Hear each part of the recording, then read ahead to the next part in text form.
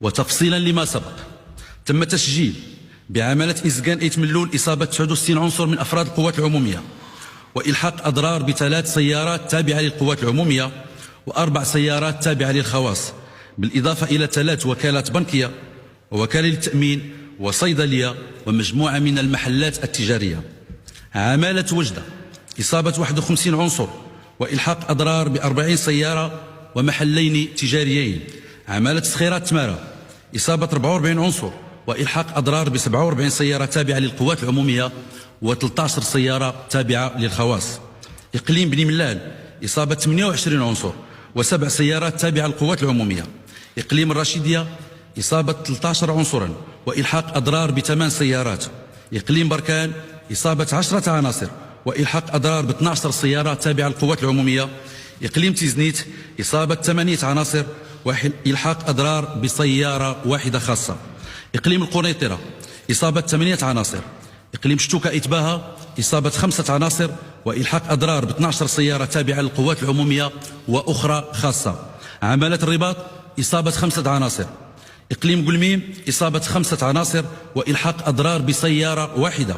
إقليم الناظور إصابة 4 عناصر وإلحاق أضرار ب10 سيارات تابعة للقوات العمومية. إقليم خنيفرة إصابة 4 عناصر. عمالة مكناس إصابة 4 عناصر وإلحاق أضرار بسيارة واحدة تابعة للقوات العمومية. إقليم ورزازات إصابة عنصرين. عمالة الدار البيضاء إصابة عنصرين وإلحاق أضرار بسيارة خاصة واحدة. إقليم تارودانت إصابة عنصر واحد وإلحاق أضرار بسيارة واحدة. وقد جرى التعامل وفق القانون مع الأشخاص الذين أصروا على خرق الترتيبات الأمنية، حيث أخضع البعض لإجراءات التحقق من الهوية تحت إشراف النيابة العامة، ليطلق سراحهم مباشرة بعد استكمال المسطرة القانونية، فيما تم وضع 409 شخص تحت تدابير الحراسة النظرية بتعليمات من النيابة العامة المختصة.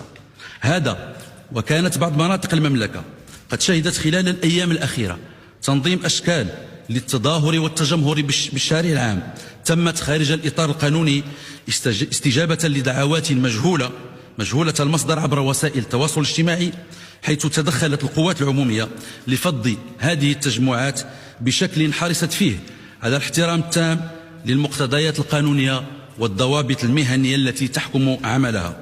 وإذ تحرص وزارة الداخلية على توضيح هذه المعطيات للرأي العام الوطني، فإنها تؤكد في المقابل على أن السلطات العمومية ظلت وستبقى ملتزمة بأداء واجبها بروح من المسؤولية في صون النظام العام وضمان ممارسة الحقوق والحريات، بما في ذلك حرية التظاهر السلمي في نطاقه المشروع وضمن الأطر القانونية المحددة.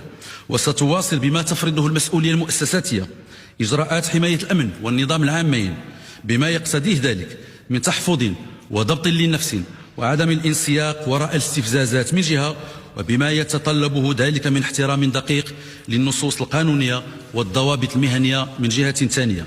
كما وجب التأكيد على أنه سيتم التعامل بكل حزم وصرامة ووفقا للمقتضيات القانونية النافذة مع كل الأشخاص الذين يثبت ارتكابهم لأفعال أو تصرفات تقع تحت طائلة القانون، مع ترتيب جميع المسؤوليات والآثار القانونية على ضوء الإجراءات والمساطر القضائية وتحت إشراف النيابة العامة المختصة.